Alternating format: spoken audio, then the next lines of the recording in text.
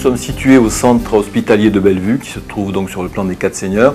C'est une structure qui accueille donc des résidents, donc à savoir donc des personnes âgées sur un secteur de long séjour, ainsi que des patients qui sont hospitalisés sur un secteur de soins de suite et de réadaptation, orthopédique et neurologique également. Dans le cadre de l'équipe mobile de gérontopsychiatrie, je suis amenée à me déplacer. Et lors d'une visite en maison de retraite, j'ai rencontré M. Garzon qui intervenait sur la thérapie à médiation animale. Ce qui m'a attirée, c'est justement la possibilité de déclencher chez des personnes qui ont des troubles de type apathique ou des états d'agitation, de déclencher un mouvement interne, une émotion. Du coup, j'en ai parlé à mes collègues des soins de longue durée. Donc ce projet a suscité beaucoup d'enthousiasme et d'intérêt de la part de l'ensemble des équipes soignantes et nous étions tous prêts et sensibilisés à une prise en charge non médicamenteuse. On savait par des connaissances générales de l'éthologie par exemple que l'animal pouvait réellement susciter des émotions importantes et permettre de retrouver un élan de vie, une motivation. Je m'appelle Edwin Garzon, je viens d'Équateur, je suis docteur en sciences de la santé dans la relation homme-animal. Et depuis 3 ans, j'ai développé ce type de projet ici en France, à Montpellier, pour les personnes âgées, pour les enfants polyhandicapés et pour des enfants autistes. Ça va, Bernard? Tu viens de dormir? Ah, très bien, très bien. Tu voulais voir les animaux? Je vais te mettre la petite lapine que tu aimes bien. Et après, on va jouer avec les chiens. D'accord. Notre population de soins de longue durée en effet présente d'importants troubles neurologiques de type vasculaire ou dégénératif, de troubles psychiatriques et qui sont associés à des pathologies multiples, ce qui altère sévèrement bien sûr l'autonomie et les troubles de la communication. Notre volonté de travailler plutôt de proposer ce soin-là à certains résidents a été fait en accord donc avec l'équipe médicale, la psychologue également, mais aussi également avec le thérapeute Edwin qui a aussi été amené à travailler avec plusieurs résidents. Donc, ces patients, nous les avons choisis parce que ils restaient totalement isolés. La communication avec les soignants était restreinte, ils ne répondaient éventuellement que s'ils étaient sollicités. Les animations classiques ne correspondaient pas à ces patients-là. Le rôle de l'intervenante, c'est de mettre en place les animaux pour chercher des choses positives et établir une relation entre l'animal et la personne pour après, justement, on se servir de cette relation pour les motiver à réaliser des activités normales, aussi accompagnés dans la vie sociale, ce sont des gens qui sont isolés, aussi essayer de travailler la partie cognitive aussi. Et bien sûr, on va travailler aussi les parties des émotions. Voilà, il t'aime ce chien, hein?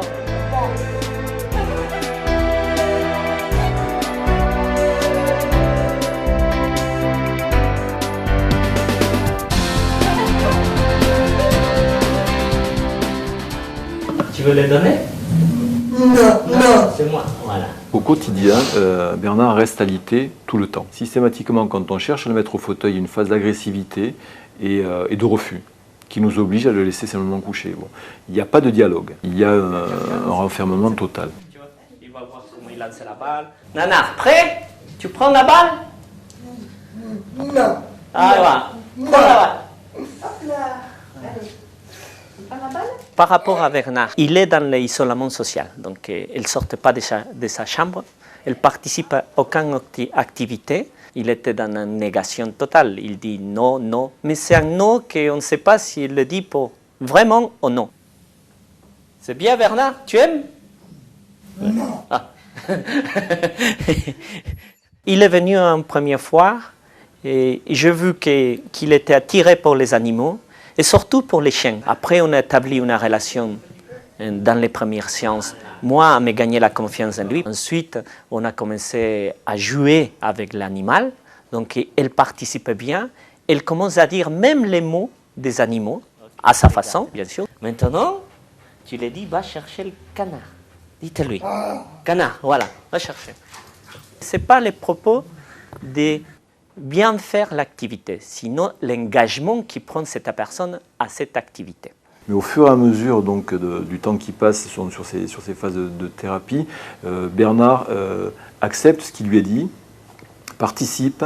Donc c'est un comportement qui est tout à fait nouveau. Les équipes sont totalement surprises. Et Bernard, d'une semaine sur l'autre, garde un souvenir de ce qui est passé.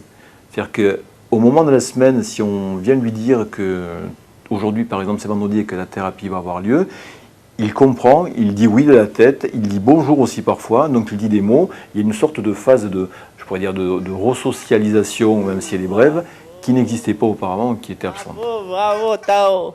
Oui, très bien. Très bien, Bernard. Tu as vu? C'est bien, tu as bien participé, Bernard. Ça te plaît, ça? Oui? Tu veux venir la semaine prochaine? Ah oui. Oui, ok. Ok.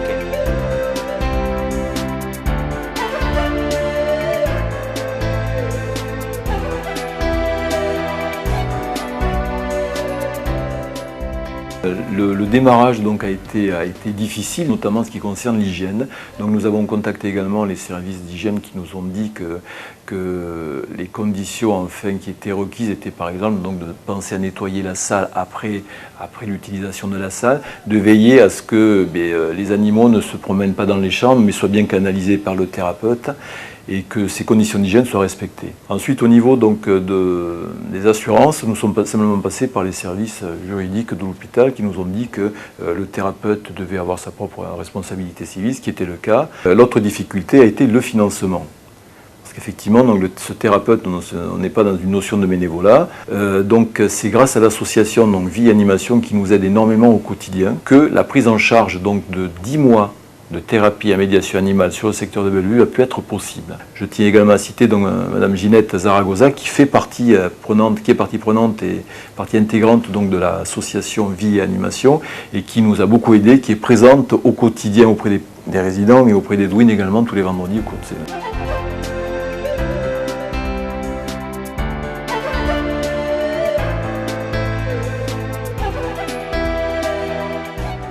Dans le cas d'Anne, elle est beaucoup timide, elle était impressionnée pour les animaux. Donc je ne savais pas si vraiment ça l'intéressait cette activité. Mais dans le moment qu'elle commence à sourire, et donc à ce moment-là, j'ai dit voilà, je peux travailler avec elle. Mon première partie, c'est de les mettre à l'aise avec les rongeurs. Donc elle va caresser les rongeurs, elle va s'occuper des rongeurs. Donc à ce moment-là, on est en train de travailler la partie de responsabilisation d'un animal. Parce que donc elle s'occupe de cet animal. Et après, on va passer à un deuxième tome, que ça va être plutôt une partie ludique avec les chiens, dans laquelle les chiens médiateurs, en ce cas-là, il va me permettre de travailler presque toutes ces difficultés. Ça peut être la partie cognitive et aussi gagner l'estime de soi. 3. Bravo, Anne, parfait. Maintenant, toi. Anne, tu les prends la balle, hein? Prête? Hop! Ok. Très bien. Oh, bravo. On travaille aussi cette partie de psychomotricité. Elle sait prendre la balle, mais par contre, elle ne sait pas lâcher la balle. Au fur et à mesure, je vois les progrès qu'elle fait.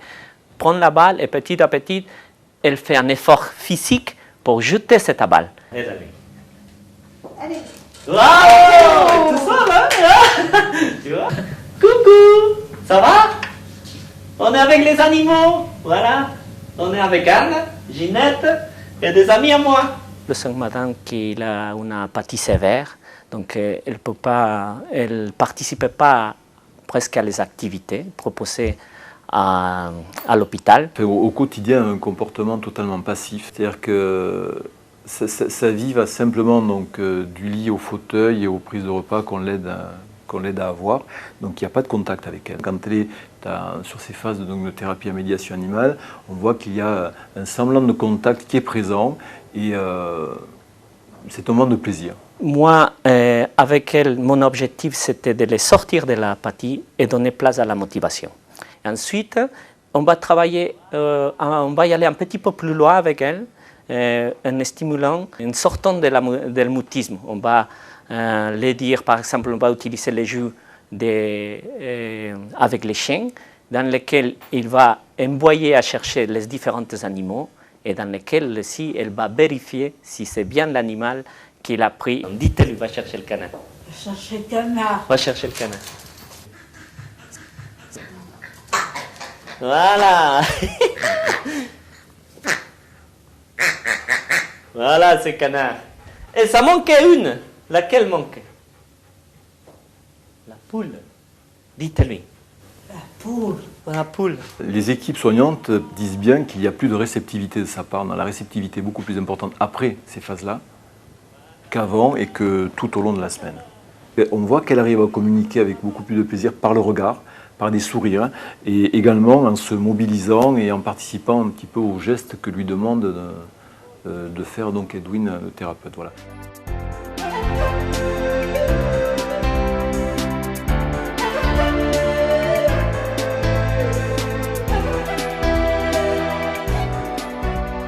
Je te raconte. Hein? Madame est une personne qui est très affectueuse avec le personnel. Par contre, en dehors de ces phases de tranquillité qu'elle peut avoir, elle a des phases d'agitation et de cris qui sont très importantes, qui sont dérangeantes et pour elle et pour les soignants et pour les autres résidents. Et ce sont des phases donc qu'on arrive un petit peu à calmer sur certaines phases d'animation, notamment par le biais donc de cette thérapie à médiation animale. C'est une personne qui, dans sa vie, a beaucoup vécu auprès d'animaux et on voit que ça ressort. Voilà. Donc c'est une phase de tranquillité qu'elle vit à ce moment-là. Avec elle, c'est une activité, bien sûr, qui correspondait très bien. Ensuite aussi, pour elle, on travaille plutôt ce côté de lui donner plaisir, un bien-être, pour que, comme ça, après des séances, elle pourrait être contente à l'extérieur. C'est que de bonheur pour elle. Et à ce moment-là, pour moi aussi, c'est super intéressant dans le moment que je peux tout travailler avec elle. Merci. Merci, mon chéri. Merci. Merci. Merci. La semaine prochaine, vous viendrez encore? D'accord. Ok. Oui, tout le temps, tout le temps. Ok, très bien.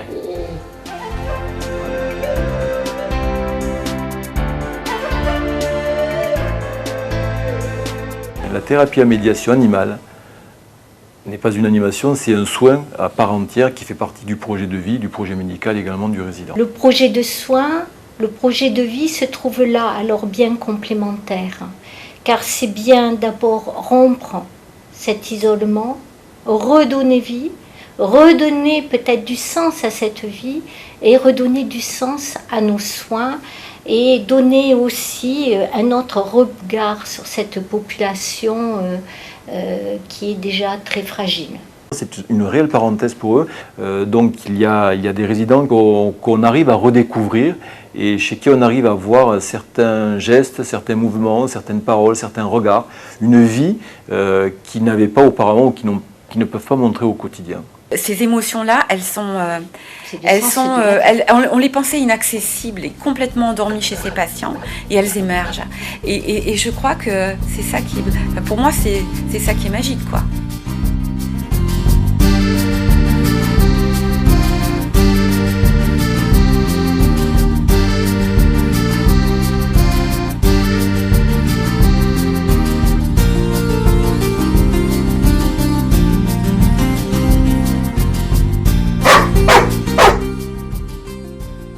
Je vous présente Tao, quelqu'un qui voulait le déposer à la SPA, et donc je l'ai récupéré à 6 mois. C'est lui qui m'a motivé à monter ce type de projet. Donc c'est un chien qui est mélangé avec un boxer et beaucoup d'autres choses. Donc on ne sait pas qu'est-ce qu'il est, mais le plus important c'est qu'il est bien dans sa tête, et c'est un chien qui apporte beaucoup de bonheur et de bienfaits à les personnes. Quel âge tu as? Voilà, 4 ans, il a 4 ans. Voilà, avant, Voilà. Et avant? Et petit? Voilà.